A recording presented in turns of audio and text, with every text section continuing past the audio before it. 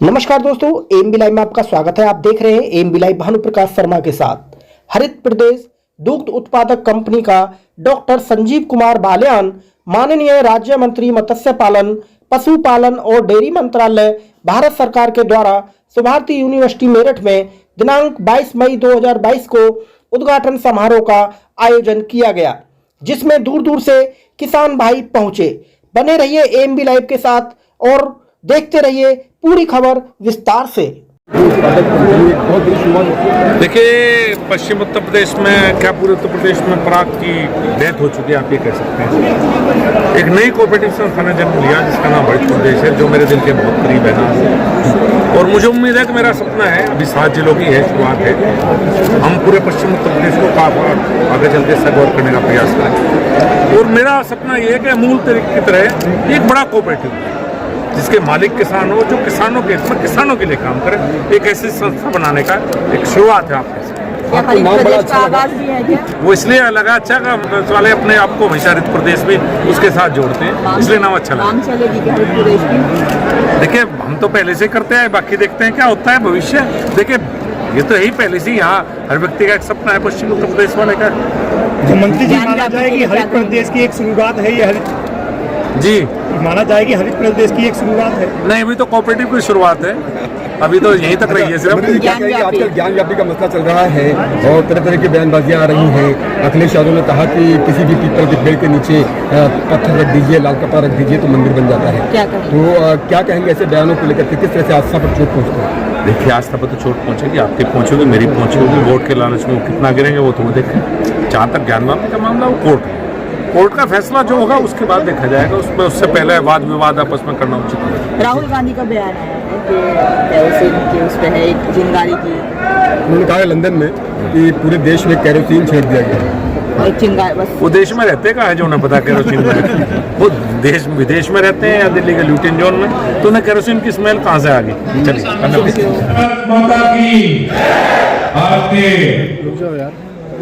उपस्थित हमारे क्षेत्र के 5 सांसद आदरणीय राजेंद्र अग्रवाल जी, आदरणीय डॉक्टर भोला सिंह जी, आदरणीय विजयपाल तोमर जी, आदरणीय हमारी बहन कांता कर्दम जी, आदरणीय प्रदीप चौधरी जी, हमारे जिला अध्यक्ष विमल Sharma ji, cooperative bank chairman Maninder Pal Singh ji, NDDB के चेयरमैन मिनीश शाह, सोबत मित्रा जी, मनीष जी, यहाँ उपस्थित हरित प्रदेश मिल्क प्रोड्यूसर संस्थान से आए हुए हजारों इस परिवार के हजारों किसान भाई और बहनों और मेरे मीडिया के साथी हैं। पहले एक बात जरूर क्लियर करूं,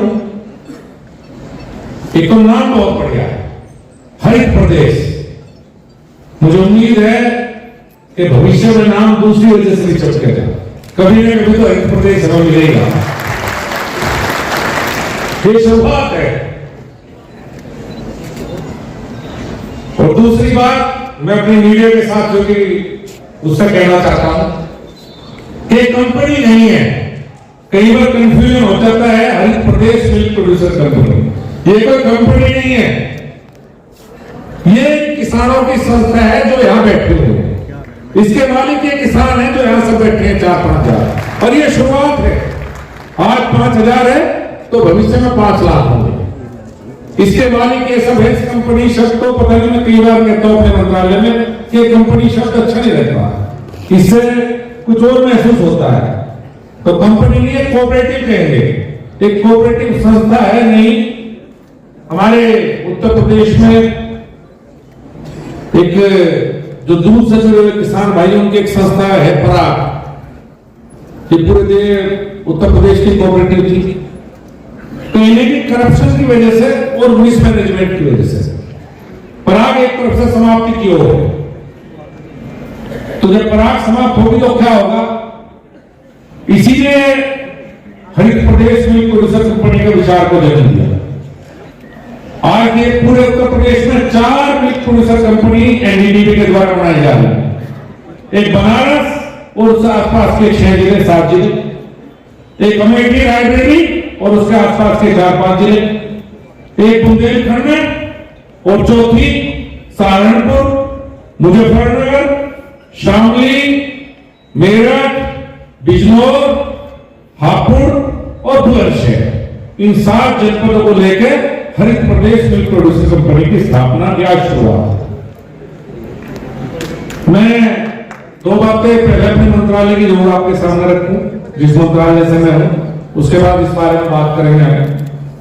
2014 में जब मैं कृषि राज्य मंत्री बना, अभी विजयपाल जी ने बहुत लंबी बात आपको बताई है, सरकार क्या कर रही है, क्या सोच है। मैं जब कृषि राज्य मंत्री बना तो एनिमल हस्बेंड्री उसका हिस्सा था, जिस विभाग का मैं मंत्री। उस समय इसका बजट 22,000 करोड़ था। विजयपाल जी आपको जरूर याद है 2014, जिसका बजट 2014 में 22,000 करोड़ था। आज देश के कृषि मंत्रालय का बजट 1,32,000 करोड़ रुपए है। 22,000 से 8 साल में यात्रा 1,32,000 करोड़ रुपए मोदी जी के नेतृत्व में हुआ है। कई बार लोग कहते हैं कि क्या किया, हो सके हमें ना लगता हो, बहुत सी बात, लेकिन 22,000 से 1,32,000 करोड़ का सफर बड़ा लंबा है। जिस मंत्रालय में मैं मंत्री हूं, मेरे आदेश 22,000 करोड़ में इसका भी हिस्सा था 1,500 करोड़ रुपए 2014 में, ये भी हिस्सेदार था। आज मेरे मंत्रालय का बजट करीब 8,000 करोड़ है, तो अगर मिलाएंगे दोनों को तो इसका बजट 1,40,000 करोड़ के करीब इस मंत्रालय का बजट। एक विशेष बात, एक सोच बदली। 2014 से पहले हम क्या करते थे, चूंकि यहां सभी गाय और भैंस पालने वाले किसान हैं, 2014 से पहले सरकार की सोच थी क्रॉस ब्रीडिंग पर थी कि जिसे देसी भाषा में अमेरिकन गाय कह देते हैं कि अमेरिकन गाय चाहे वो जर्सी हो या होस्टन फ्रीजन हो, इस देश में 30-40 सालों से चलता रहा। 2014 के बाद हमने नीति बदली, और नीति बदलने का कारण था, अभी मिनिस्टर आज तो गुजरात की गाय है गिर को ब्राजील लेके चला गया गुजरात से करीब 80-90 साल पहले, और आज गिर ब्राजील में दे दिया 40 लीटर दूध, और हमारे देश में गिर आज भी 14-15 लीटर दूध पे है। तो हमारी गाय को बेहतर बनाकर 40 लीटर दूध उन्होंने ले लिया। तो 2014 में जिन 2014 के बाद मोदी जी ने कहा कि भाई हमारी जब इतनी अच्छी है, चाहे साहिवाल है, चाहे गिर है, चाहे हरियाणा है, चाहे भैंसों में मुर्रा भैंस है, हम इन पर ध्यान देते हैं, विदेशियों पर ध्यान दे रहे।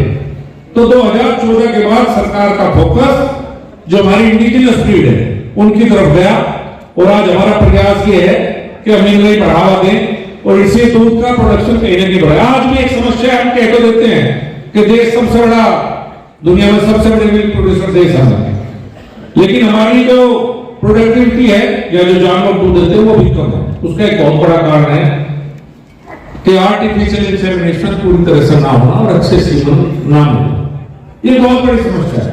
हो सकता है अभी आपको ना लगती हो, अगर अच्छा सीमन हो, इसी वजह से भारत सरकार के द्वारा पूरे देश में आर्टिफिशियल इंसेमिनेशन जो होता है, एआई कहते हैं, जिसका व्यापक करवाते हैं, वो पूरे देश में फ्री कर दी गई है। इसका सारा खर्च किसान को कहीं 1 रुपया देने की जरूरत नहीं है, सारा खर्च इसका भारत सरकार देगी। एक नई शुरुआत की है इस साल, अभी आपके पास आने वाले हैं। अब कोई आदमी बीमार होगा तो फोन करें एम्बुलेंस को, आदमी आएगा बीमार होगा तो हॉस्पिटल में चला जाएगा, कार में बैठ के एम्बुलेंस लेके चल जाएगी। और अगर किसी की भैंस और गाय बीमार है और हॉस्पिटल बहुत दूर दूर है, हॉस्पिटल 5 किलोमीटर 10 किलोमीटर, और कुछ हॉस्पिटल से जिन डॉक्टर नहीं या डॉक्टर साहब आ जाए, इस सब को ध्यान में रखते हुए मोदी जी ने शुरुआत की है। इस साल पूरे देश में हम 4500 4,500 वेटनरी एम्बुलेंस चलाने जा रहे हैं, जिनमें से करीब 450 उत्तर प्रदेश को मिलेगी। आप एक फोन करेंगे, बस मेरे 4 से 2 महीने आपके बीच में होंगे। कोई भी किसान भाई एक फोन करेगा, टोल फ्री नंबर दिया जाएगा। एक फोन करने के आधे घंटे के अंदर अगर आपके पास डॉक्टर एम्बुलेंस लेकर ना पहुंचा तो हमें लखनऊ दिल्ली बैठ के पता लग जाएगा कि आधा घंटा हो गया, किसान का फोन आया था और डॉक्टर पहुंचा, इसमें जीपीएस लगवा रखे एम्बुलेंस। तो आने वाले समय में किसान भाई को अपने जानवरों को कहीं ले जाने की आवश्यकता नहीं। ये शुरुआत है मोदी जी के द्वारा, और मुझे लगता है बहुत बड़ा परिवर्तन। गुजरात में तो सुविधाएं अच्छी हैं, लेकिन पश्चिम उत्तर प्रदेश में बहुत बड़ा परिवर्तन मुझे उम्मीद है कि इसके माध्यम से निश्चित रूप से आएगा।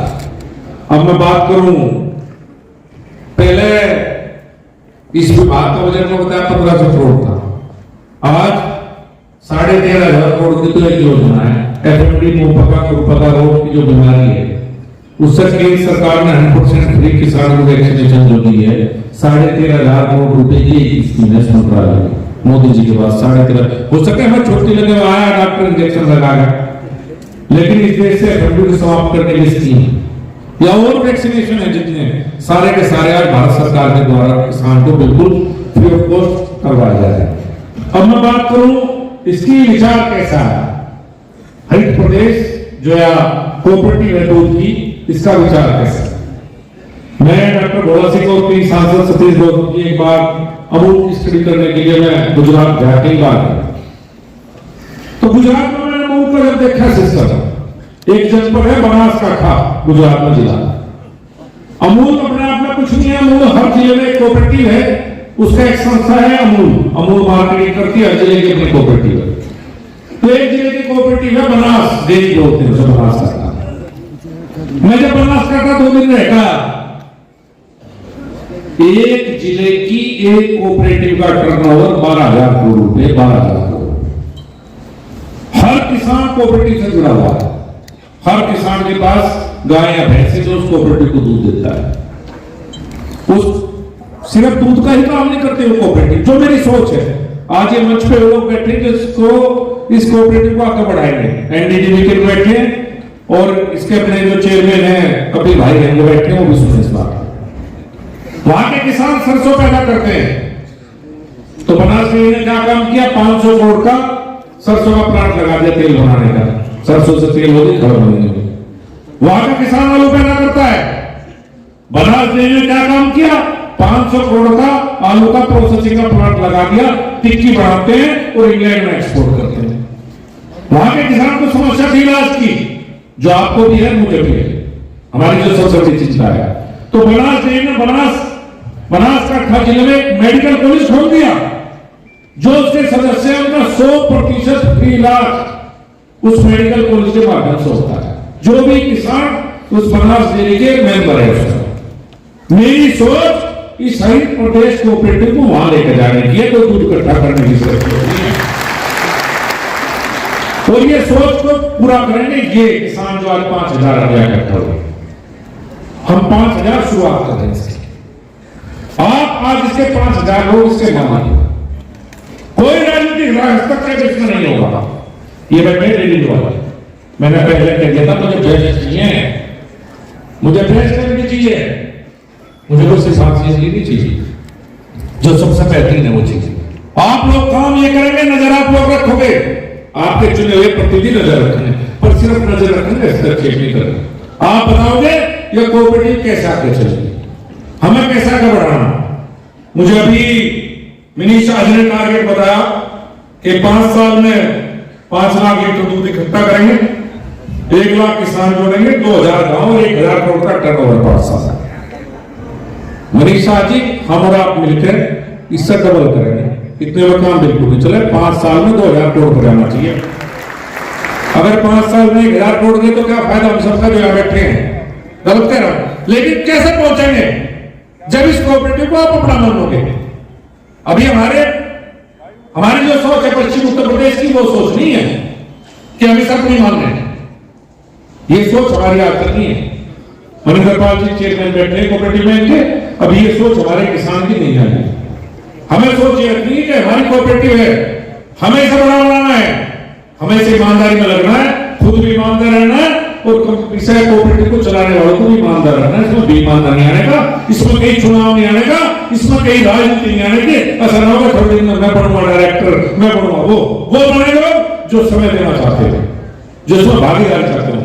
जब ये जो आज 5,000 से शुरू हो रही है, 5,000 किसानों से, जब ये 5 लाख किसान तक जाएगी, वैसे जा पाएंगे। मेरा सपना है कि 7 जिलों में जैसे बनास में मेडिकल प्रोजेक्ट बड़ा कॉलेज हमने बनाना है, एक ऐसी संस्था बनाओ जैसे एम्स है दिल्ली में, जो ऋषिकेश में एम्स है, इस हरित प्रदेश कोऑपरेटिव की संस्था हो जिसमें आप और आपके परिवार का हर सदस्य का फ्री में इलाज हो। ये मेरी सोच है। अगर हम कुछ भी पैदा कर रहे हैं, आज भूस की कीमत है 12 रुपए किलो, 14 रुपए किलो। मैं कहा हम साइलेज को नहीं बनाते, हमारे किसान को कभी किसी ने बताया नहीं। आज भी 7-8 रुपए किलो में साइलेज मिल सकता है। और भूस में क्या है? कुछ भी नहीं। मैं वेटरनरी डॉक्टर हूं, मुझे पता भूस में कुछ भी नहीं मिलता। कोई न्यूट्रिटिव वैल्यू भूस की नहीं है। भूस खिलाने का मतलब है कि अपने जानवर का नाश करना। हम क्या खिलाने बताऊंगा, ये मैं साइंटिस्ट का हाउस नाते बता रहा हूं आपको। या तो भूस खिलाओगे या गोड़ा खिलाओगे, बताओ उससे मेरा कुछ लाभ है? जानवर के लिए भूस भी बेकार है, गोड़ा भी बेकार है। अगर आप सही वाकई में अपने जानवर को स्वस्थ रखना चाहते हैं तो भूसा गोड़े तक बनवा चुका हो। साइलेज पाओ, आना पड़ेगा हमें साइलेज पे, चाहे 2 बीघे चेरी की बोनी पड़ो अलग से, और पूरे साल के लिए उसका साइलेज बना कर रखें। ये हरित प्रदेश या कोऑपरेटिव जो बनी है या कंपनी, मुझे सबसे अच्छा इसलिए कोऑपरेटिव कह रहा था। ये व्यवस्था करें कि कुछ किसान जो प्रोग्रेसिव फार्मर है या कुछ एंटरप्रेन्योर जो युवा है वो साइलेज की यूनिट लगाना। अपने जो इस कोऑपरेटिव के जितने सदस्य हैं सबको मिनिमम कॉस्ट पर साइलेज उपलब्ध करवाना। मेरी सोच है कि यह कोऑपरेटिव इससे जुड़े हर किसान की एआई खुद करवाए। अच्छे सीमन की आई हो, जिसकी गाय 10 लीटर दूध दे रही, तो एआई के बाद अगली बार जो उसका बछड़ा होगी वो 15 लीटर दूध दे। ये मेरी सोच है। सिर्फ दूध इकट्ठा करना और दूध इकट्ठा करके बेचना तो वो दूध या बेच रहे, हमारे क्या कर पड़ता, फिर हमारी क्या जरूरत है? आप कोरोना जब आया याद करो, आप सब दूध उत्पादक किसान, ये प्राइवेट सब भाग के थे, कोई नहीं था मैदान में। हम दिल्ली में बैठे बैठे फोन करते, ये सारे अपनी दुकान बंद करके भाग गए, दूधिया भी भाग गए और ये प्राइवेट कंपनी भाग गई। कौन मैदान में जमी नहीं? कोऑपरेटिव। इसी मदर डेयरी ने दूध इकट्ठा किया या कुछ और कोऑपरेटिव ने दूध इकट्ठा, प्राइवेट सब भाग गए संकट में। सिर्फ पूरे देश में जो कोऑपरेटिव संस्थाएं हैं, जो आपके भी संस्था है, वो संकट के समय में आपके साथ खड़ी रही। प्राइवेट कभी संकट के समय में आपके साथ नहीं खड़ा हो सकता। तो मेरा एक अनुरोध है सबसे, लंबी बात को ज्यादा क्या कहूं, सभी भाइयों से कि इसे कृपया करके एक और अभी मेरे थे मनीषा अपराधित, मैं विशेष रूप से बहन जी काम करने के सबको बताना चाहूंगा के साथ एफपीओ के बनाने की शुरुआत की है। मेरे मुजफ्फरनगर हमने एक और काम शुरू किया है। अभी 200 किसान उससे जुड़ चुके मधुमक्खी पालन के। मैं फिर बना रहा है एफपीओ मेरा मुजफ्फरनगर से 200 किसान जुड़ चुके और 1000 किसान का टारगेट है 2 महीने में। प्रोसेसिंग प्लांट में लगा रहे, मार्केटिंग भी कर रहे हैं, उसकी करने प्रोसेस प्लांट करने की शुरुआत हो चुकी केवी के प्रोग्राम और पीपी मोड से दिया जाएगा। और आगे एंटी अमूल ने तो शुरुआत कर दी शहद बेचने की विचार से, और अगर हम शहद पैदा करेंगे तो मदर डेयरी के बैठे, मैं कहूंगा ये भी शहद को दिया। हमें किसान को साथ लेकर चलना, ये बिचौलिया खत्म करने जो बीच में है। हमारा तो दूध 30 रुपए किलो, और यह चुस्की थोड़ी सी या 60 रुपए की, ये कहां जा रहे पैसे में बीच में? हमें तो दूध के पैसे नहीं चाहिए, चुस्की के पैसे चाहिए। तो चुस्की बिक्री 60 रुपए की, जब हमारी बात बनेगी दूध तो हमारी बात ना बनेगी। दूध तो हम घाटे में रहेंगे, दूध से 100% घाटे में रहेंगे। और मैं कहना चाहूंगा एमडी साहब को कि दूध बेचने के लिए इस कंपनी का जन्म नहीं हुआ, इससे प्रोडक्ट भी बनाएंगे भविष्य में। उसका प्रोडक्ट का सारा हिस्सा, एक पैसा हिस्सा इस किसान के पास जब पहुंचेगा, और जब इस किसान को और सुविधाएं देंगे और इस किसान को मेडिकल तक की फैसिलिटी देंगे, जब मैं समझूंगा कि हरित प्रदेश मिल्क प्रोड्यूसर कंपनी ने कुछ करके दिखाया दूध इकट्ठा करने की मकसद से। इतने बड़े प्रोग्राम में ये 5 सांसद और मैं दूध इकट्ठा करवाने के लिए आपके बीच में बिल्कुल है। आज एक मैं बहुत बड़ी सोच के साथ आपके बीच में आया और मैं विश्वास दिलाता हूं आपको, ये आपकी कोऑपरेटिव है, ये आपकी हरित प्रदेश।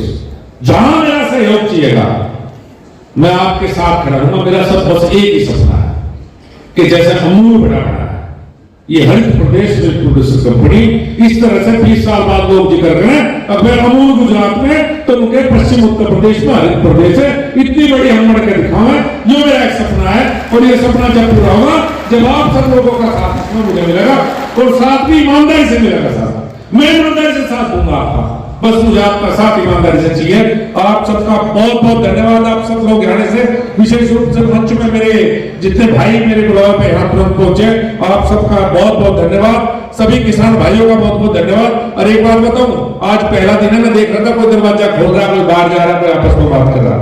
मैं आपसे प्रशासन की उम्मीद करता हूं यो हरित प्रदेश परिवार है जो बैठा है। आप एक परिवार है आज यहाँ, आप अलग अलग नहीं है, चाहे वो बुलंदशहर का हो चाहे मुजफ्फर का, आप एक परिवार का हिस्सा बने आज।